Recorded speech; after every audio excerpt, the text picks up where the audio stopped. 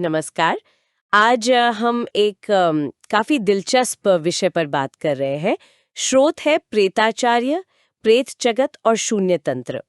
इसमें कुछ कह सकते हैं कि अनोखी बातें हैं। हाँ बिल्कुल। सबसे पहले तो ये शब्द ही प्रेताचार्य सुना है पहले कभी? हाँ जी। ये श्री विजय बत्रा जी ने दिया है। अच्छा। हाँ, प्रेत यानी बिना शरीर की आत्मा और आचार्य मतलब गाइड, गुरु।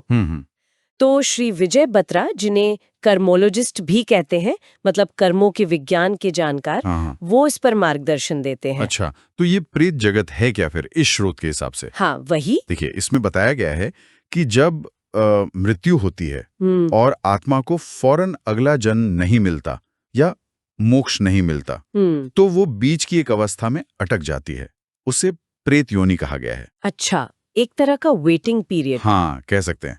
और तर्क ये है कि पृथ्वी पर तो अरबों साल से चल रहा है जन्म मृत्यु का चक्र। सही बात है। तो ऐसी आत्माओं की संख्या मतलब बहुत बहुत ज्यादा हो गई है, क्योंकि अगला पड़ाव आने में कभी-कभी बहुत लंबा वक्त लग जाता है। ओके। और एक और बात जो मुझे बड़ी दिलचस्प लगी इसमें, हाँ। कि श्री विजय बत्रा कहते हैं कि प्रेतों से जो कष्ट मिलते हैं वो जन्म कुंडली में नहीं दिखते। हाँ, ये बात कही गई है। ऐसा क्यों भला? कुंडली तो सब बताती है, कहते हैं लोग। उनका तर्क ये है कि कुंडली जो है वो जन्म से लेकर मृत्यु तक का एक तरह से रोड मैप है, जबकि ये प्रेत जगत का जो मामला है वो मृत्यु के बाद शुरू होता है। हाँ। और अगले जन्म से पहले तक रहता है। अच्छा, तो कुंडली के दायरे से ही बाहर हो गया ये तो। हाँ, उनके अनुसार तो यही है। ये तो मतलब जो पारंपरिक ज्योतिष की समझ है उससे तो काफी हटके हैं। हाँ बिल्कुल। और इन प्रेतों का स्वभाव कैसा बताया गया, जैसे अच्छे होते हैं, बुरे होते हैं? कहा गया है कि मरने से पहले इंसान का जैसा नेचर था, अब प्रेत बनने पर भी वैसा ही रहता है। ओके। और यहाँ एक बहुत ही बड़ा दावा है क्या? कि लगभग 2/3 मतलब 2/3 हाँ। प्रेतात्माएं नेगेटिव होती हैं, नुकसान पहुंचाने वाली। 2/3? हाँ, और सिर्फ 1/3 शायद दयालु या मददगार हो सकती हैं। बाप रे, 2/3 मतलब हमारे जीवन की जो ज्यादातर प्रॉब्लम है 66% के करीब, वो इनकी वजह से है। दस्तावेज तो यही दावा कर रहा है। ग्रहों और पिछले कर्मों से भी ज्यादा। ये तो मतलब चौंकाने वाली बात है बिल्कुल, यही इस सोर्स का शायद सबसे अहम पॉइंट है कि 2/3 समस्याएं प्रेतों से और ग्रहों कर्मों का असर सिर्फ 1/3। और ये भी कि प्रेत जो हैं वो मन पर, शरीर पर और आत्मा पर, तीनों पर असर डाल सकते हैं। तो फिर पता कैसे चलेगा किसी को कि ये प्रेत बाधा है?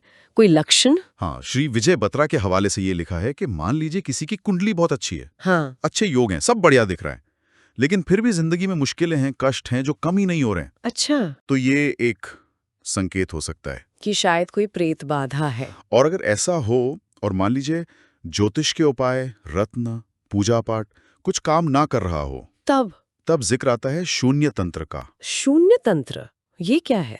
इसे ब्रह्मांड की एक निराकार ऊर्जा, शून्य, उस पर आधारित बताया गया है। शून्य ऊर्जा? हाँ, हालांकि ये शून्य क्या है इस पर कोई बहुत ज्यादा विस्तार नहीं दिया है दस्तावेज में, पर यह तंत्र उन लोगों के लिए है जो खुद अपनी प्रॉब्लम समझकर उसका हल निकालना चाहते हैं। अच्छा, सेल्फ हेल्प जैसा। हाँ, कुछ वैसा ही। खासकर प्रेतों से जुड़ी समस्याओं के लिए। या तो उनसे छुटकारा पाने के लिए या उनकी मुक्ति के लिए। मतलब ये कोई पूजा पाठ नहीं बल्कि एक तरह की साधना या तकनीक हुई? हाँ, ऐसा लगता है। तो क्या इसे कोई भी कर सकता है?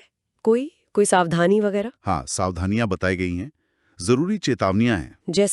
जैसे कि इसकी जो क्रियाएं हैं वो बिल्कुल गुप्त रखनी है, किसी को बतानी नहीं है। ओके। और जो आम ज्योतिष के उपाय या टोटके होते हैं वो कहते हैं कि इन मामलों में नहीं करने चाहिए, वो प्रॉब्लम बढ़ा सकते हैं। अच्छा। और सबसे जरूरी बात कि इसे करने से पहले श्री विजय बत्रा से पूरी जानकारी और परमिशन, मार्गदर्शन लेना बहुत जरूरी है। करना खुद ही है लेकिन बिना गाइडेंस के नहीं। हाँ बिल्कुल, बिना समझे या बिना आज्ञा के करने से नुकसान हो सकता है, ऐसा कहा गया है।